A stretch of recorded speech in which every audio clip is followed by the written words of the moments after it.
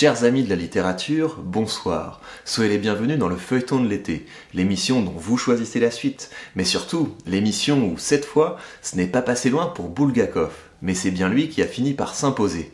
Nous allons donc en poursuivre la lecture. Face à lui, ce soir, j'ai choisi un texte qui peut-être vous fera frissonner. Maintenant, installez-vous confortablement. Commençons.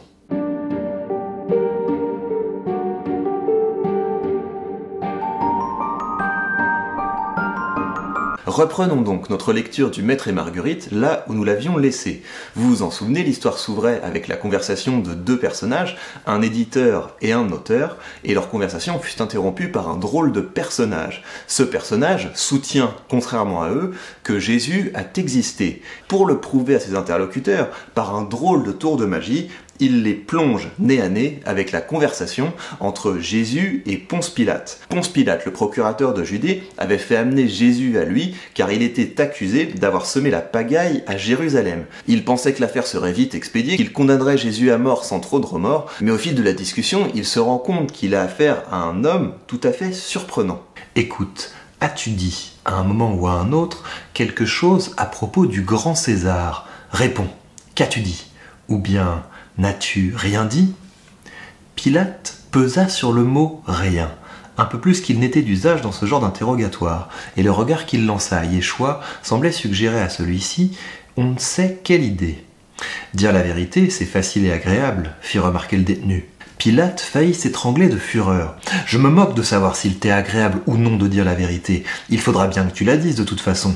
Mais pèse chacune de tes paroles si tu ne veux pas connaître une mort non seulement inévitable, mais terriblement douloureuse. » Nul ne saura jamais ce qui était arrivé au procurateur de Judée. Toujours est-il qu'il se permit de lever la main comme pour protéger ses yeux d'un rayon de soleil et, derrière l'écran ainsi formé, d'adresser au prisonnier un regard significatif, allusif en quelque sorte. Ainsi, dit-il, réponds.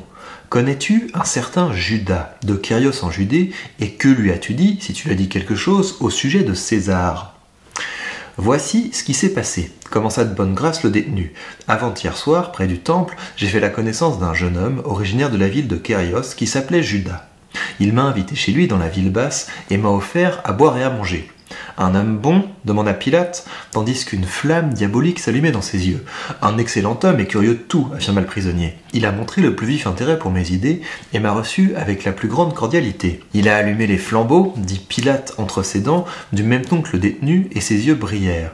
Oui, dit Yeshua, quelque peu étonné de voir le procurateur si bien renseigné. Il m'a demandé, reprit-il, de lui donner mon point de vue sur le pouvoir de l'État. Cette question l'intéressait prodigieusement. Et qu'as-tu dit ? Demanda Pilate. Ou peut-être me répondras-tu que tu as oublié ce que tu lui as dit. Mais on sentait au son de sa voix que Pilate n'avait plus d'espoir.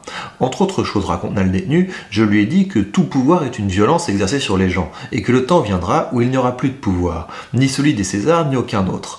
L'homme entrera dans le règne de la vérité et de la justice, où tout pouvoir sera devenu inutile.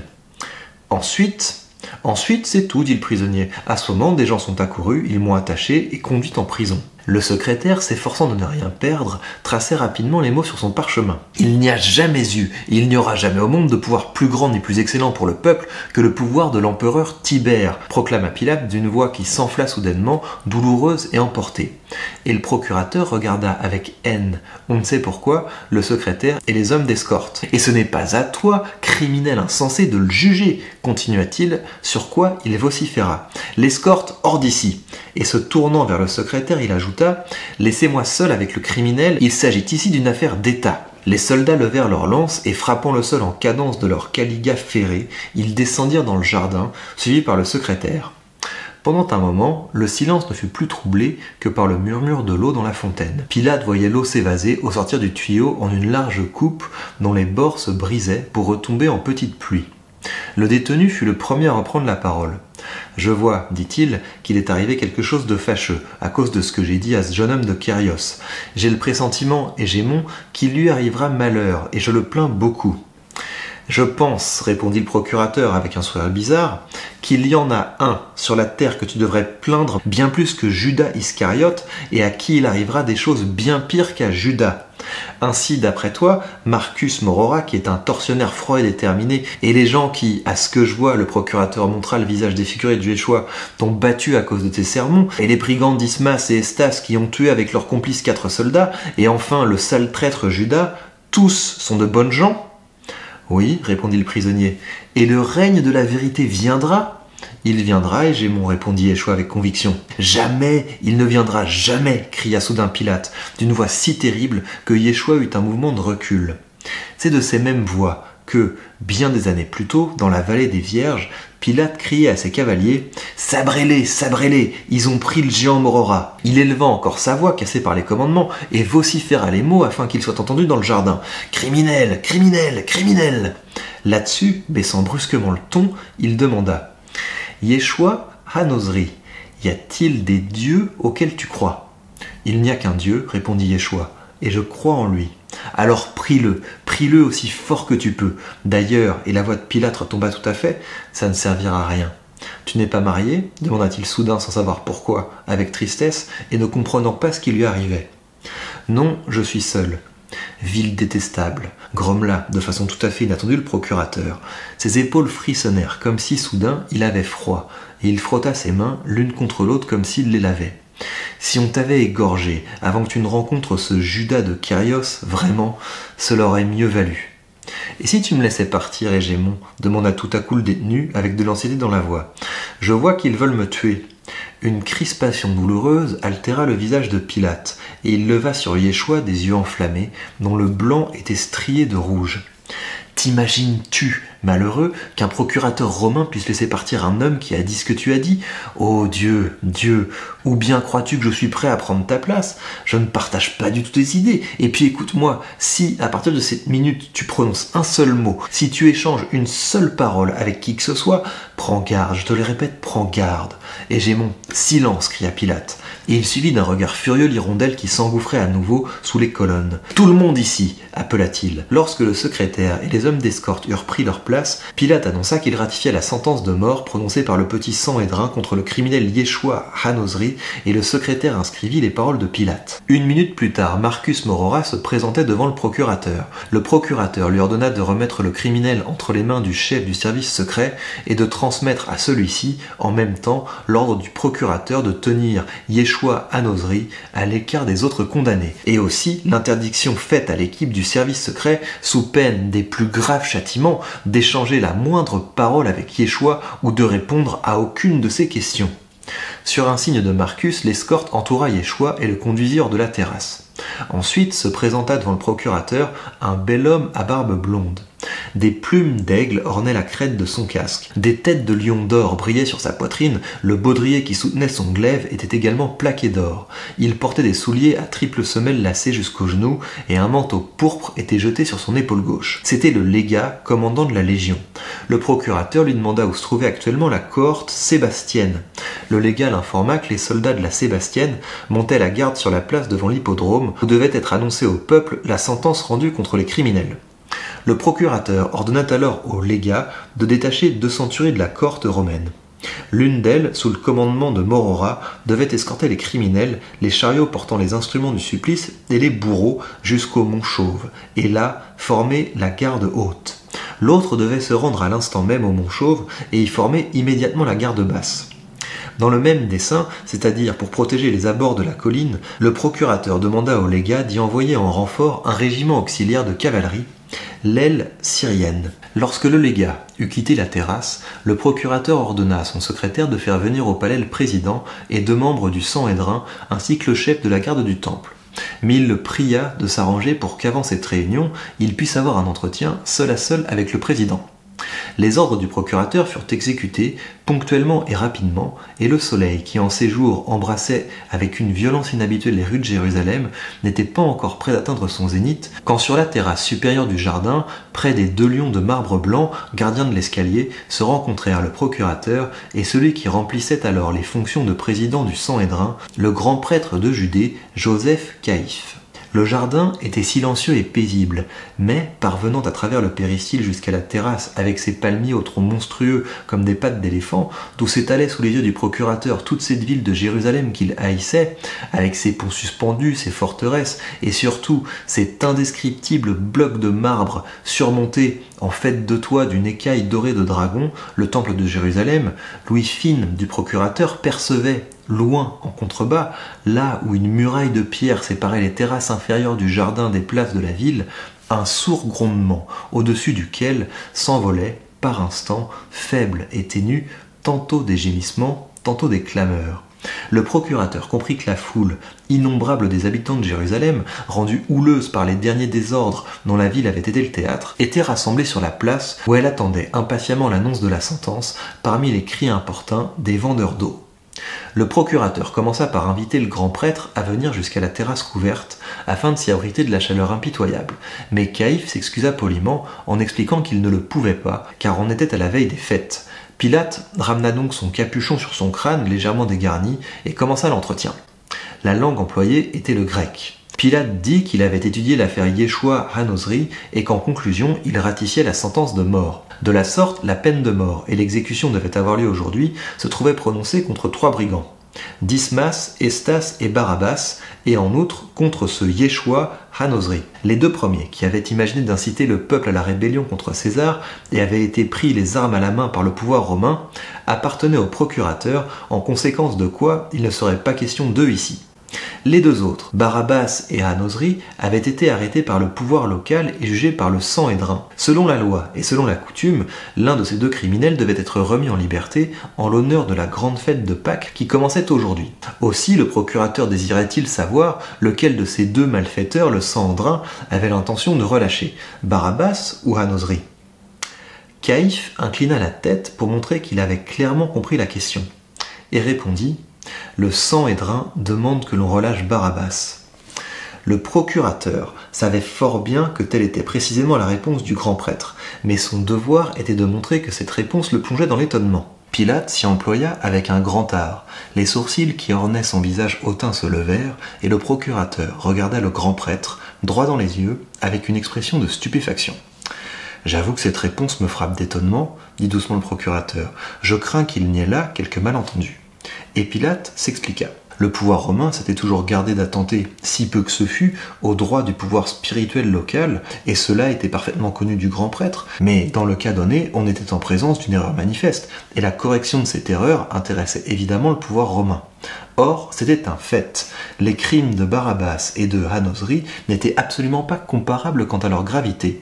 Si ce dernier, un homme manifestement fou, était coupable d'avoir prononcé des discours ineptes qui avaient troublé le peuple à Jérusalem et en quelques autres lieux, les charges qui pesaient sur le premier étaient autrement plus lourdes. Non seulement il s'était permis de lancer des appels directs à la sédition, mais qui plus est, il avait tué un garde qui tentait de l'arrêter. Barabbas est incomparablement plus dangereux que Hanozri. Considérant tout ce qui venait d'être exposé, le procurateur demandait au grand prêtre sa décision et de remettre en liberté celui des 2 condamnés qui était le moins nuisible, et c'était sans aucun doute Hanozri que l'on devait considérer comme tel. Eh bien, Caïphe répondit calmement mais fermement que le Sanhédrin avait pris connaissance de tous les éléments de l'affaire avec grand soin et affirmait derechef que son intention était de relâcher Barabbas. Comment ? Même après mon intercession, l'intercession de celui par la bouche de qui parle le pouvoir romain, grand prêtre, répète une 3e fois. Pour la 3e fois, j'affirme que nous libérons Barabbas, dit Caïphe avec douceur. Tout était terminé, et il n'y avait plus rien à dire. Hanozri allait disparaître à jamais, et il n'y aurait plus personne pour guérir les terribles, les cruelles douleurs du procurateur, et il n'y aurait plus d'autre moyen de leur échapper que la mort. Mais ce n'était pas cette pensée, qui pour l'instant bouleversait Pilate. La même angoisse incompréhensible qu'il avait éprouvée tout à l'heure, sous les colonnes, s'emparait de lui à nouveau, et tout son être en était transi. Il s'efforça tout de suite d'y trouver une explication, mais cette explication fut étrange. Il sembla confusément au procurateur qu'il n'avait pas tout dit au cours de sa conversation avec le condamné, et que, peut-être aussi, il n'avait pas tout entendu. Pilate chassa cette pensée et elle s'envola à l'instant même, aussi rapidement qu'elle était venue. Elle s'envola et l'angoisse demeura inexpliquée, car pouvait-on considérer comme une explication cette autre pensée, très brève, qui s'alluma et s'éteignit comme un éclair? L'immortalité. L'immortalité est venue. L'immortalité de qui donc? Le procurateur ne le sut pas, mais l'idée de cette immortalité le fit frissonner de froid sous le grand soleil. « Très bien, dit Pilate, qu'il en soit ainsi. » C'est alors que, jetant les yeux sur le monde qui l'entourait, il s'étonna du changement qui s'y était produit. Le buisson aux branches chargées de roses avait disparu, comme avaient disparu les cyprès qui bordaient la terrasse supérieure, et le grenadier, et la statue blanche dans sa niche de verdure, et la verdure elle-même. À la place de tout cela flottait une sorte de viscosité pourpre, où des algues ondulaient et nageaient, on ne sait vers quelle destination, et parmi elles nageait Pilate lui-même. Il se sentait maintenant emporté, étouffé, brûlé par la rage la plus terrible, la rage de l'impuissance. « J'étouffe !» proféra Pilate, « j'étouffe !» D'une main moite et froide, il arracha la graffe qui fermait le col de son manteau, et celle-ci tomba dans le sable. « Oui, il fait lourd aujourd'hui, il y a de l'orage dans l'air, » répondit Caïphe, qui ne quittait pas des yeux le visage empourpré du procurateur et qui prévoyait tous les tourments qui l'attendaient encore. « Oh, quel affreux mois nisant cette année !»« Non, dit Pilate, ce n'est pas parce qu'il fait lourd que j'étouffe, c'est à cause de toi, Caïphe. » Réduisant ses yeux à deux fentes étroites, Pilate sourit et ajouta « Prends garde à toi, grand prêtre. » Les yeux noirs du grand prêtre étincelèrent, et avec un art non moins consommé que le procurateur, il donna à son visage une expression de profond étonnement. « Qu'entends-je, procurateur » dit Caïphe d'un ton posé et plein de fierté. « Tu me menaces quand j'ai rendu une sentence, sentence que tu as toi-même ratifiée ? Cela peut-il être ? Nous étions accoutumés à voir le procurateur romain choisir ses mots avant de dire quelque chose. Et si quelqu'un nous avait entendus, Hégémon ?» Pilate posa un regard mort sur le grand prêtre et retroussant ses lèvres dans une imitation de sourire, il dit « Allons donc, grand prêtre, qui veux-tu qui nous entende ici ? Est-ce que je ressemble à ce jeune vagabond à la tête fêlée qu'on va supplicier aujourd'hui ? Suis-je un gamin, Caïphe ? Je sais ce que je dis et où je le dis. Le jardin est gardé, le palais est gardé, au point qu'une souris ne pourrait entrer. Et non seulement une souris, mais même de Kérios en Judée. Au fait, le connais-tu, grand prêtre ? Oui, si un personnage de cet acabit pénétrait ici, il s'en repentira amèrement, tu n'as aucun doute là-dessus, n'est-ce pas ? Sache donc qu'à compter d'aujourd'hui, il n'y aura plus de paix pour toi, grand prêtre, ni pour toi, ni pour ton peuple. Et Pilate désigna au loin la hauteur où flamboyait le temple. Et c'est moi qui te le dis, moi, Pontius Pilate, moi, le chevalier lance d'or. Je sais, répondit intrépidement le prêtre, à la barbe noire, et ses yeux brillèrent. Il éleva sa main vers le ciel et dit « Le peuple judaïque sait que tu le hais d'une haine féroce et que tu lui causeras beaucoup de souffrance, mais jamais tu ne causeras sa perte. Dieu le défendra, il nous écoutera, le tout-puissant César, et il nous protégera du bourreau Pilate. » « Oh non !» s'écria Pilate, et chaque mot qu'il prononçait lui apportait un nouveau soulagement. Plus besoin de simuler, plus besoin de choisir ses termes. Trop longtemps tu t'es plaint de moi à César. Maintenant mon heure est venue. Caïphe, envoyé par moi, un courrier va partir à l'instant même, et pas pour se rendre chez le légat d'Antioche ou à Rome, mais directement à Caprée, chez l'empereur en personne, pour lui apprendre comment vous soustrayez à la mort, ici à Jérusalem, des rebelles notoires. Et ce ne sera pas avec l'eau de l'étang de Salomon, comme je voulais le faire pour votre bien, que j'abreuverai alors Jérusalem. Non. Ce ne sera pas avec de l'eau. Rappelle-toi que j'ai dû, à cause de vous, faire enlever des murs les écussons aux chiffres de l'empereur, déplacer des troupes et venir moi-même ici, figure-toi, pour voir ce que vous fabriquiez. Alors rappelle-toi de ce que je vais te dire. Ce n'est plus une cohorte que tu verras à Jérusalem, grand prêtre. Oh non, c'est toute la légion fulminatrix qui viendra sous les murs de la ville et la cavalerie arabe, et alors tu entendras des pleurs et des gémissements amers, et alors tu te rappelleras avoir sauvé Barabbas, et tu regretteras d'avoir envoyé à la mort ce philosophe avec ses sermons pacifiques. Le visage du grand prêtre se couvrit de taches, ses yeux flamboyèrent. Comme le procurateur, il eut un rictus qui découvrit ses dents, et il répondit Crois-tu, toi-même, procurateur, à ce que tu dis en ce moment ? Non, tu n'y crois pas. Ce n'est pas la paix que nous apporte à Jérusalem ce séducteur du peuple. Ce n'est pas la paix, et tu le sais très bien, chevalier. Tu voudrais le laisser partir pour qu'il jette le trouble dans le peuple, qu'il outrage la foi, et qu'il mène le peuple sous le glaive de Rome. Mais moi, grand prêtre de Judée, tant que je vivrai, je ne laisserai pas insulter la foi, et je défendrai le peuple. Tu m'entends, Pilate ? Caïphe leva un doigt menaçant. Écoute-moi bien, procurateur. Caïphe se tut. Et le procurateur perçut de nouveau comme le bruit d'une marée qui venait de battre les murs même des jardins d'Hérode le Grand. Ce bruit montait d'en bas, vers les pieds, puis jusqu'au visage du procurateur.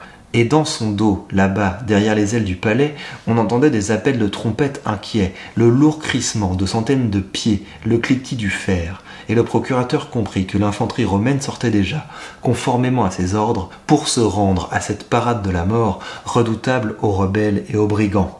« Tu m'entends, procurateur ?» répéta le prêtre à mi-voix. « Vas-tu me dire ?» Le grand prêtre leva les deux bras, ce qui rejeta son capuchon en arrière. « Que tout cela a été provoqué par ce misérable petit brigand de Barabbas ?» Du revers de la main, le procurateur essuya son front humide, regarda à terre, puis, clignant des yeux vers le ciel, vit que le globe ardent était presque au-dessus de sa tête et que l'ombre de Caïphe, toute rétrécie, atteignait à peine la queue du lion. Il dit alors, d'un ton paisible et indifférent.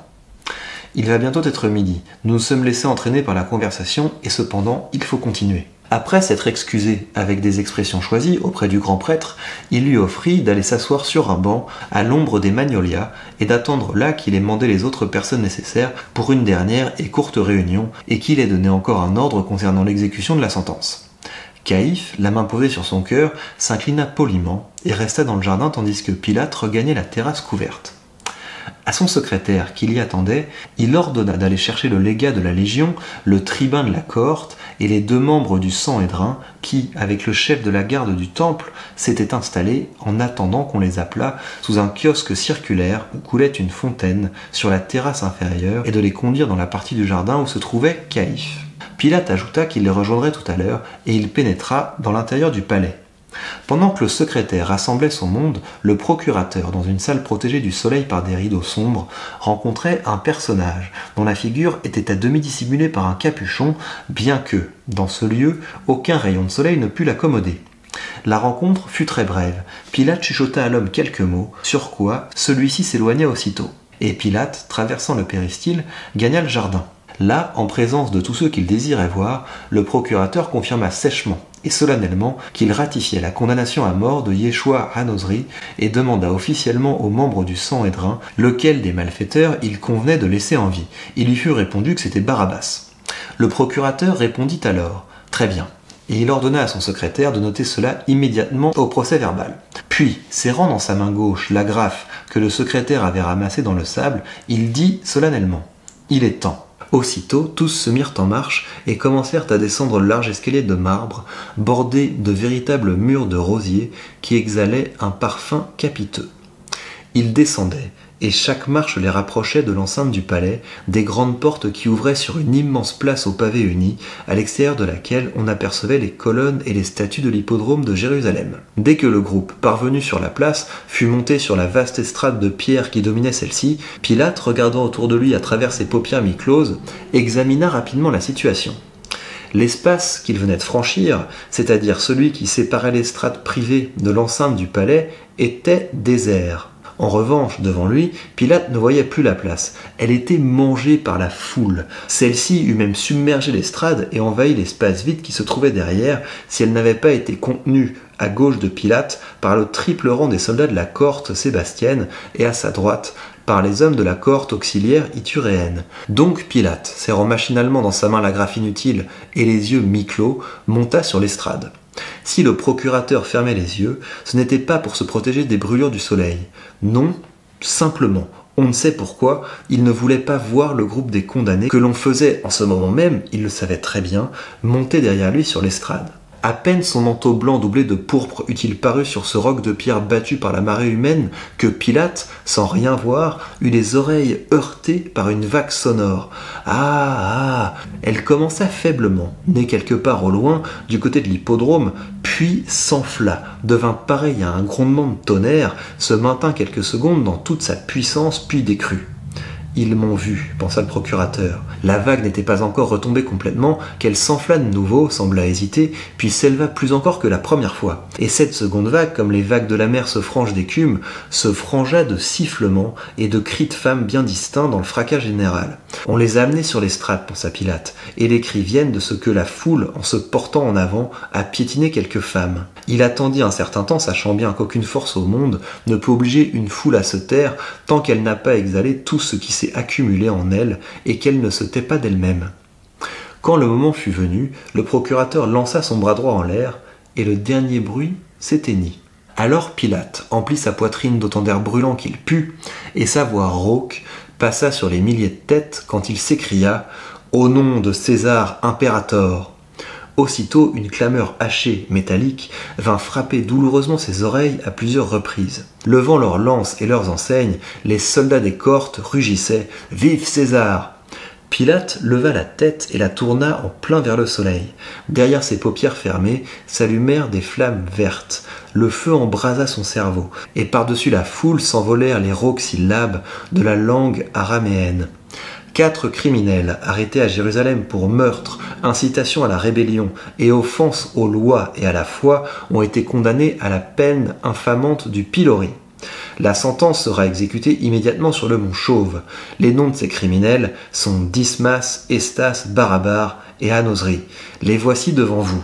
Pilate fit un geste du bras vers sa droite, sans voir aucun des criminels, mais sachant bien qu'ils étaient là, à l'endroit précis où ils devaient être. La foule répondit par une rumeur sourde et prolongée, comme si elle éprouvait de l'étonnement ou du soulagement. Quand le silence fut revenu, Pilate continua. Mais 3 d'entre eux seulement seront exécutés, car, selon la loi et la coutume, en l'honneur de la fête de Pâques, sur proposition du petit Sanhédrin ratifié par le pouvoir romain, le magnanime César fait grâce à l'un de ses condamnés de sa vie méprisable. Tout en criant les mots, Pilate s'était aperçu que la rumeur avait fait place à un profond silence. Maintenant, ses oreilles ne percevaient plus un murmure, plus un soupir, et il vint même un moment où Pilate crut que tout alentour avait disparu. La ville qu'il haïssait était morte, et seul il restait debout, brûlé par les rayons qui tombaient d'aplomb sur son visage, obstinément tourné vers le ciel. Pilate garda un moment le silence, puis il clama. « Le nom de celui qui devant vous sera remis en liberté !» Il fit une nouvelle pause avant de révéler le nom, afin de vérifier s'il avait tout dit, car il savait que la ville morte ressusciterait aussitôt que le nom de l'heureux élu serait prononcé, et qu'ensuite il serait impossible de faire entendre un mot de plus. « C'est tout ?» se demanda Pilate à voix basse. « C'est tout, le nom !» Et faisant rouler les airs au-dessus de la ville silencieuse, il s'écria « Et Barabbas !» Au même instant, il lui sembla que le soleil, avec un tintement retentissant, se brisait en éclats au-dessus de lui, emplissait ses oreilles de feu, un feu où se déchaînait une tempête de hurlements, de glapissements, de lamentations, de rires et de sifflets. Pilate se retourna et traversa l'estrade vers l'escalier, sans rien regarder, sauf le damier multicolore du dallage sous ses pieds, afin de ne pas faire de faux pas. Il savait que maintenant, derrière son dos, une pluie de monnaies de bronze et de dattes volait vers l'estrade, et que dans la foule hurlante, des gens se poussaient et se montaient les uns sur les autres pour voir de leurs yeux ce prodige, un homme qui était déjà entre les mains de la mort et qui en est arraché. Voir les légionnaires lui enlever ses liens, causant sans le vouloir une cuisante douleur à ses mains disloquées par la torture, et le voir, lui, grimacer et gémir, sans cesser de sourire comme un insensé, d'un sourire imbécile. Il savait qu'au même moment, l'escorte conduisait les 3 hommes aux mains liées vers l'escalier latéral, vers la route qui menait à l'ouest, hors de la ville, vers le mont Chauve. C'est seulement quand il fut en bas, derrière l'estrade, que Pilate ouvrit les yeux, sachant qu'il était maintenant hors de danger. Il ne risquait plus de voir les condamnés. À la clameur de la foule qui s'apaisait peu à peu, se mêlaient maintenant les cris perçants des crieurs publics, les uns en araméen, les autres en grec, tout ce que le procurateur avait proféré du haut de l'estrade. En outre, il apercevait, de plus en plus proche, le piétinement sec et saccadé des chevaux, et les appels brefs et comme joyeux d'une trompette. À ces sons répondaient les sifflets térébrants des galopins juchés sur les toits tout au long de la rue qui conduisaient du bazar à l'hippodrome et les cris « Attention, garez-vous !» Un soldat qui se tenait debout seul, sur la partie déserte de la place, une enseigne à la main, agita tout à coup celle-ci en signe de danger, et le procurateur, ainsi que le légat de la Légion, le secrétaire et l'escorte qui le suivaient, s'arrêtèrent.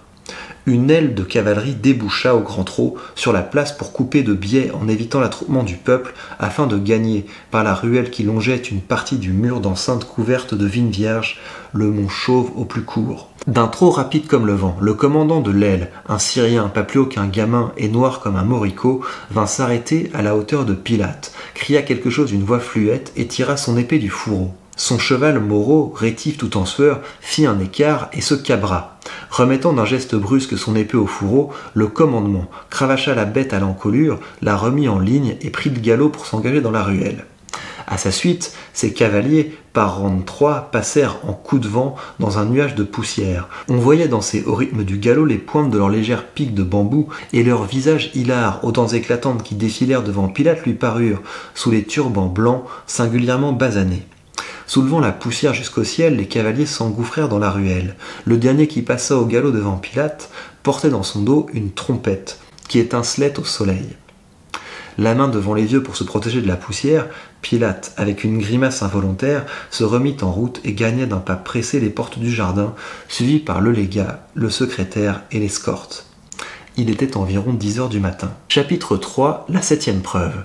Oui, il était environ 10 heures du matin, très honoré Ivan Nikolaïevitch, dit le professeur. Le poète se passa la main sur le visage comme un homme qui vient de se réveiller, et il vit que le soir tombait sur l'étang du patriarche. L'eau était noire et déjà une barque légère y glissait. On entendait le clapotis des rames et les rires d'une citoyenne installée dans la barque. Des gens étaient maintenant assis sur les bancs des allées qui bordaient le carré de l'étang, mais le côté où se trouvaient les 3 hommes demeurait obstinément vide. Le ciel au-dessus de Moscou semblait décoloré et les contours de la lune là-haut étaient d'une parfaite netteté, bien qu'elle fût encore blanche et non d'or. On respirait beaucoup plus aisément et les voix sous les tilleuls avaient pris leur sonorité adoucie du soir. Il nous a conté toute une histoire et je ne m'en suis même pas aperçu. Comment cela se fait-il, pensa Bies Domni, très étonné. Voici déjà le soir. Mais après tout, il n'a peut-être rien raconté. J'ai dû m'assoupir et j'ai rêvé de tout cela. Nous connaissons donc maintenant le fin mot de l'histoire de Jésus. Par contre, nous en savons encore très peu sur le drôle de personnage qu'il a raconté. À vous de me dire si vous souhaitez poursuivre cette lecture. Mais peut-être que vous préférerez plutôt poursuivre la lecture de l'ouvrage que nous allons commencer maintenant. Il s'agit de Frankenstein, le chef-d'œuvre de littérature d'épouvante que l'on doit à Mary Shelley, ouvrage publié en 1818. Je prends la liberté de commencer cette lecture à partir du chapitre 4. Pour que vous sachiez ce qui s'est passé avant, l'ouvrage s'ouvre par une série de lettres qu'un explorateur envoie à sa sœur alors qu'il part en expédition vers le pôle Nord. Il raconte notamment que depuis son bateau, il a aperçu un traîneau conduit par un géant. Un peu plus tard, il aperçoit un homme à la dérive sur un bloc de glace, lui aussi sur un traîneau. L'équipage recueille cet homme. Il s'agit de Victor Frankenstein et il va nous raconter son histoire. Chapitre 4. À dater de ce jour, je me consacrais presque exclusivement à l'étude des sciences naturelles et surtout à celle de la chimie, dans le sens le plus étendu du terme. Je lus avec passion les ouvrages relatifs à cette science, rédigés par les savants modernes, ces ouvrages où brillent leur génie et leur discernement. Je suivis les cours et fréquentais les savants de l'université. Je reconnus même en maître Krempe beaucoup de bon sens et une large érudition, même si sa physionomie et ses allures restaient rébarbatives. Mais ses qualités intellectuelles n'en étaient pas affectées.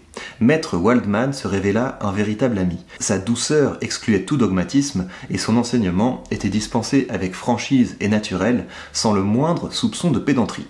De 1001 façons, il m'ouvrit le chemin du savoir et me rendit clair et commode les théories les plus abstraites. Mon application avait d'abord été fluctuante et incertaine. Elle se renforça à mesure que je progressais et devint bientôt si ardente que souvent l'aube me surprenait encore en train de travailler dans mon laboratoire. Avec une application aussi opiniâtre, il est facile de concevoir que je fis de rapides progrès. Mon ardeur étonnait les étudiants, mes progrès stupéfiaient mes maîtres. Souvent, avec malice, le professeur Krempe me demandait comment allait Cornelius Agrippa, dans le même temps que maître Waldman, lui, exprimait sa satisfaction. 2 ans se passèrent ainsi sans que j'allasse à Genève, tant je m'étais engagé, corps et âme, à poursuivre mes travaux. Ceux qui connaissent cela, ceux qui sont fascinés par la science, savent qu'il existe des branches où nos devanciers ont tout découvert, alors que dans le domaine de la science, on découvre toujours du nouveau. Une intelligence moyenne qui se meut strictement et assidûment dans un seul secteur doit, c'est infaillible, y faire de grands progrès. J'avais, moi, sans cesse poursuivi le même but, tout entier absorbé par cette tâche, et j'avançais si vite qu'au bout de 2 ans, je réussis à améliorer plusieurs instruments de chimie, ce qui m'a valu beaucoup d'estime et de considération dans l'université. Arrivé à ce point, ayant aussi bien assimilé la théorie que la pratique, et tout le savoir que pouvaient m'inculquer les professeurs d'Ingolstadt, je jugeais que ma résidence dans cette ville n'était plus nécessaire à mes progrès. J'envisageais alors de retourner auprès de mes parents, dans ma ville natale, lorsque se produisit un événement qui prolongea mon séjour. Un des phénomènes qui avait singulièrement retenu mon attention était la structure du corps humain, et même de tout être doué de vie. D'où vient, me demandais-je souvent, le principe de la vie? Une question hardie qui de tout temps avait constitué un mystère. Pourtant, que de secrets ne dévoilerions-nous pas si la lâcheté et l'intelligence ne venaient perturber nos recherches? Je ruminais ces circonstances et décidai bientôt de m'appliquer plus particulièrement au domaine des sciences naturelles qui se rapportent à la physiologie. Si je n'avais pas été animé d'un enthousiasme extraordinaire, l'étude de cette branche m'aurait paru ennuyeuse et presque intolérable. Pour examiner les causes de la vie, nous devons d'abord connaître celles de la mort. Je me tournai vers l'anatomie, mais ce ne fut pas suffisant. Je devais aussi observer la décomposition naturelle et la corruption du corps humain. Dans mon éducation, mon père avait pris toutes ces précautions pour que mon esprit ne soit pas impressionné par des horreurs surnaturelles. Je ne me souviens pas d'avoir tremblé pour une superstition, ni d'avoir craint l'apparition d'un spectre.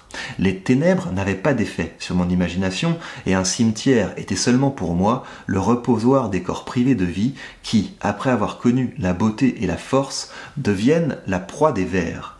Et maintenant, j'étais amené à examiner les causes et l'évolution de la corruption, à passer mes jours et mes nuits dans les caveaux et les charniers. Mon attention se concentrait ainsi sur l'objet le plus insupportable à la délicatesse des sentiments humains. Je voyais l'enlaidissement et la dégradation des formes les plus pures. J'assistais à l'action dévastatrice de la mort, ronger et détruire la vie. Je découvrais la vermine se nourrir de l'œil et du cerveau.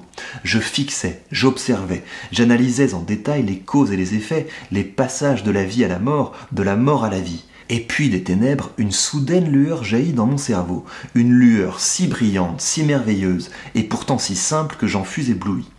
Elle m'ouvrait d'immenses perspectives, et je fus étonné que parmi tous les hommes de génie qui avaient mené des expériences et entrepris des travaux dans le même sens, je fusse le premier à qui devait être réservé le privilège de découvrir un aussi formidable trésor. Souvenez-vous-en, je ne vous rapporte pas la vision d'un fou. Aussi vrai que le soleil brille au firmament, je vous affirme que c'est la vérité. Quelque miracle s'est produit sans doute, et pourtant les étapes de ma découverte ont été distinctes et probantes. Après des jours et des nuits de labeur incroyable et de fatigue, je découvrais la cause de la génération de la vie. Davantage, je devenais capable d'animer la matière inerte. L'étonnement dont je fus saisi avec cette découverte fit bientôt place à l'allégresse. Après un travail long et pénible, la réalisation de mes désirs constituait une juste récompense, et cette découverte était si considérable, si prodigieuse, que j'oubliais que je n'y étais arrivé que petit à petit et que je ne considérais plus que le résultat. Ce qui avait été étudié et désiré par les savants les plus éminents depuis la création du monde était à présent à ma portée. Mais ce n'était pas comme par magie que tout m'apparaissait. La certitude que j'avais acquise était plutôt de nature à diriger mes efforts vers un but plus précis, car celui-ci n'était pas encore atteint. J'étais comme l'arabe qu'on avait enterré avec les morts et qui, parce qu'il avait découvert une lueur d'apparence insignifiante, allait pouvoir gagner le monde des vivants. Je constate, mon ami, à votre impatience, à l'étonnement et à l'expectative que manifestent vos yeux, que vous vous attendez à ce que je vous révèle mon secret. Je ne peux pas le faire. Écoutez patiemment la suite de mon histoire et vous allez comprendre pourquoi je reste sur la réserve. Je ne peux pas vous entraîner, imprudent et ardent comme je l'étais moi-même, vers votre destruction et votre ruine. Apprenez, sinon par mes préceptes, du moins par mon exemple, combien il est dangereux d'acquérir le savoir et combien est plus heureux l'homme qui croit que sa ville natale est le centre de l'univers et qui n'aspire pas à dépasser ses limites naturelles. Lorsque je m'aperçus que je possédais un pouvoir aussi étonnant, j'hésitais longtemps sur la manière dont je l'utiliserais. J'étais donc capable d'animer la matière, mais créer un organisme avec l'entrelacement de ses fibres, de ses muscles et de ses veines, voilà qui représentait un travail d'une incroyable difficulté. Et d'abord, je ne savais pas si je tenterais de créer un être qui me ressemblerait ou un organisme plus simple. Mon premier succès avait à ce point exalté mon imagination que je ne doutais pas de ma capacité d'animer un animal aussi complexe et aussi merveilleux que l'homme. Les matériaux dont je disposais ne semblaient guère convenir à une entreprise aussi délicate et aussi ardue, mais cela ne devait pas handicaper mon succès. J'étais préparé à affronter une multitude de revers. Mes essais pouvaient sans cesse être infructueux et en définitive, mon œuvre pouvait se révéler imparfaite. Toutefois, je n'avais qu'à considérer les progrès qui s'effectuaient tous les jours dans le domaine de la science et de la mécanique pour espérer que mes tentatives actuelles constitueraient les fondements de mon futur succès. Dans l'ampleur et la complexité de mon plan, rien ne prouvait que ce fût impossible. Ce fut dans cet état d'esprit que j'entrepris la création d'un être humain. Les dimensions réduites de certaines parties du corps de l'homme m'empêchèrent d'avancer aussi rapidement dans mon travail. Aussi, je décidai, au rebours de ma première intention, de mettre au point une créature de stature gigantesque. Il aurait plus ou moins 8 pieds de haut, et sa carrure serait en proportion de sa taille. Cette décision prise, je passai plusieurs mois à rechercher et à préparer mon matériel, et je me mis au travail. Personne ne peut concevoir la diversité des sentiments qui, dans le feu de l'enthousiasme, me poussèrent en avant, telle une tornade. La vie et la mort m'apparaissaient comme des limites idéales qu'il y avait lieu de surmonter avant de répandre sur le monde obscur un torrent de lumière. Une espèce nouvelle me bénirait comme son créateur. J'allais donner la vie à de multiples créatures, bonnes et généreuses, et nul père n'allait plus que moi mériter la gratitude de ses enfants. Dans le cours de mes réflexions germait l'idée que si je pouvais animer la matière inerte, ce qui plus tard allait devenir possible, je serais aussi à même un jour de redonner la vie à un corps apparemment voué à la décomposition. Ces pensées me soutenaient tandis que je poursuivais ma tâche avec un acharnement infatigable. À cause de mes études, mes traits étaient devenus pâles et j'avais fortement maigri. Parfois, sur le point de réussir, j'essuyais un échec, mais je me raccrochais toujours à l'espoir que le jour suivant, les heures suivantes verraient la réalisation de mes projets. Le secret, que j'étais le seul à posséder, m'occupait tout entier, et la lune assistait à mon travail nocturne, tandis qu'avec obstination et impatience, je sondais les mystères de la nature. Qui pourrait imaginer l'horreur de mon labeur secret lorsque je profanais l'humidité des tombes ou torturais quelque animal vivant pour arracher la vie à la matière inerte? En y pensant, j'en tremble et mon regard se trouble, mais une rage irrésistible, la frénésie, me poussait en avant. Il semblait que toutes mes sensations n'existaient qu'en fonction de ce but, mais ce n'était qu'une transe passagère, et quand cette excitation démesurée cessait d'opérer, je revenais à mes anciennes habitudes. Je réunissais les os dans les charniers, et mes doigts immondes violaient les extraordinaires secrets du corps humain. J'avais aménagé une chambre, ou plutôt une cellule, tout en haut de ma maison, séparée des autres pièces par une galerie et un escalier, la cellule de mes créations abjectes. Mes yeux sortaient de leurs orbites quand je les contemplais. La salle de dissection et l'abattoir me fournissaient la plupart de mes matériaux, et souvent mon naturel sensible me faisait détourner avec dégoût de mon travail. Nonobstant, poussé par une curiosité toujours plus accrue, je m'approchais du but.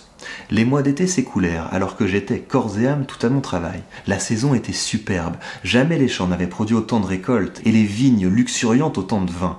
Mais mes regards restaient insensibles au charme de la nature, et les mêmes sentiments qui me faisaient oublier les paysages alentours me détournaient aussi de mes amis dont j'étais éloigné de plusieurs lieues et que je n'avais plus revus depuis longtemps.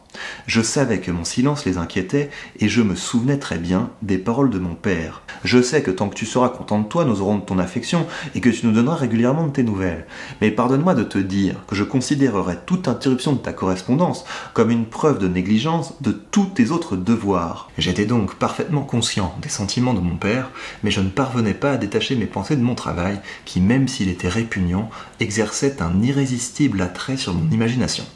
À vrai dire, je ne voulais éprouver aucun sentiment d'affection jusqu'à ce que mon œuvre, qui devait bouleverser toutes les lois habituelles de la nature, fût accomplie. Je croyais alors que ce ne serait pas juste si mon père attribuait ma négligence au vice ou à quelque faute de ma part. Pourtant, je m'aperçois aujourd'hui qu'il avait raison de penser que je n'étais pas tout à fait à l'abri d'un blâme. Un être humain qui veut se perfectionner doit toujours rester lucide et serein sans donner l'occasion à une passion ou à un désir momentané de troubler sa quiétude. Je ne pense pas que la poursuite du savoir constitue une exception à cette règle. Si l'étude à laquelle vous vous appliquez a tendance à mettre en péril vos sentiments et votre goût des plaisirs simples, c'est que cette étude est certainement méprisable, c'est-à-dire impropre à la nature humaine. Si cette règle avait toujours été observée, si les hommes renonçaient à toute tâche qui serait de nature à compromettre la tranquillité de leurs affections familiales, la Grèce n'aurait pas été asservie, César aurait épargné son pays, l'Amérique aurait été découverte par petites étapes sans que fussent anéantis les empires du Mexique et du Pérou. Mais je m'oublie à faire la morale au moment le plus intéressant de mon histoire et vos regards m'invitent à poursuivre. Mon père ne m'adressait aucun reproche dans ses lettres. Mon silence l'incitait seulement à s'informer davantage sur mes préoccupations. L'hiver, le printemps, l'été passèrent et je travaillais toujours. Mais je n'étais attentif ni aux fleurs ni à l'épanouissement des bourgeons, chose qu'auparavant je regardais avec délice tant mes recherches m'absorbaient. Les feuilles cette année-là s'étaient flétries avant que mon travail n'approchât à sa fin. Chaque jour néanmoins me confirmait dans la réussite de mon entreprise, bien que mon enthousiasme se transformât parfois en inquiétude. J'avais plutôt l'impression d'être un esclave, condamné à travailler dans une mine ou à exécuter quelques tâches insalubres, non un artiste qui s'adonne à son occupation favorite. Chaque nuit j'étais oppressé par la fièvre et je commençais à devenir de plus en plus nerveux. La chute d'une feuille me faisait sursauter, je fuyais mes semblables comme si j'étais coupable d'un crime. Parfois je m'alarmais en voyant quelle épave j'étais devenu. Seul mon acharnement me soutenait encore. Mes travaux allaient finir. Je me disais que les exercices et les distractions auraient vite fait de chasser cette étrange maladie et je me promis de me reposer une fois ma création accomplie. Chapitre 5. Ce fut par une sinistre nuit de novembre que je parvins à mettre un terme à mes travaux. Avec une anxiété qui me rapprochait de l'agonie, je rassemblais autour de moi les instruments qui devaient donner la vie et introduire une étincelle d'existence dans cette matière inerte qui gisait à mes pieds. Il était 1h du matin et la pluie frappait lugubrement contre les vitres. Ma bougie allait s'éteindre lorsque, tout à coup, au milieu de cette lumière vacillante, je vis s'ouvrir l'œil jaune, stupide de la créature. Elle se mit à respirer, et ses mouvements convulsifs lui agitèrent les membres. Comment pourrais-je décrire mon émoi devant un tel prodige? Comment pourrais-je dépeindre cet être horrible dont la création m'avait coûté tant de peine et tant de soins? Ses membres étaient proportionnés et les traits que je lui avais choisis avaient quelque beauté. Quelle beauté, grand Dieu! Sa peau jaunâtre, tendue à l'extrême, dissimulait à peine ses muscles et ses artères. Sa longue chevelure était d'un noir brillant et ses dents d'une blancheur de nacre. Mais ces avantages ne formaient qu'un contraste plus monstrueux avec ses yeux stupides, dont la couleur semblait la même que celle, blême, des orbites. Il avait la peau ridée et les lèvres noires et minces. Les avatars multiples de l'existence ne sont pas aussi variables que les sentiments humains. J'avais pendant 2 ans travaillé sans répit pour donner la vie à un corps inanimé, et pour cela j'avais négligé mon repos et ma santé. Ce but, j'avais cherché à l'atteindre avec une ardeur immodérée. Mais maintenant que j'y étais parvenu, la beauté de mon rêve s'évanouissait et j'avais le cœur rempli d'épouvante et de dégoût. Incapable de supporter la vue de l'être que j'avais créé, je sortis de mon laboratoire et longtemps, je tournais en rond dans ma chambre à coucher sans trouver le sommeil. Enfin, la fatigue l'emporta et je me jetai tout habillé sur mon lit pour chercher quelque temps l'oubli de ma situation. En vain. Je dormis sans doute, mais ce fut pour être assailli par les rêves les plus terribles. Je crus voir Elisabeth, débordante de santé, se promenant dans les rues d'Ingolstadt. Charmé et surpris, je m'élançai, mais lorsque je posai mes lèvres sur les siennes, elle devint livide comme la mort. Ses traits se décomposèrent et j'eus l'impression que je tenais entre mes bras le cadavre de ma mère. Un linceul l'enveloppait et à travers les plis, je vis grouiller les vers de la tombe. Une sueur glacée me couvrait le front, mes dents claquaient, j'étais saisi de convulsions. Puis la lumière jaunâtre de la lune se glissa à travers les croisées de la fenêtre et j'aperçus le malheureux, le misérable monstre que j'avais créé. Il soulevait le rideau de mon lit et ses yeux, si je puis les appeler ainsi, étaient fixés sur moi. Ses mâchoires s'ouvrirent et fit entendre quelques sons inarticulés tout en grimaçant. Peut-être parlait-il, mais je ne l'entendis pas. Une de ses mains était tendue comme pour me retenir. Je pris la fuite et me précipitai vers les escaliers. Je cherchais refuge dans la cour de la maison où je passais le reste de la nuit, marchant fébrilement de long en large, aux aguets, attentif au moindre bruit, à croire qu'il annonçait chaque fois l'approche du démon à qui j'avais si piteusement donner la vie. Voilà donc pour nos 2 lectures du soir. J'espère qu'elles vous auront plu et qu'elles auront stimulé votre imagination. À vous de me dire laquelle des 2 vous souhaitez poursuivre. J'ai hâte de vous lire. D'ici là, prenez soin de vous et lisez bien.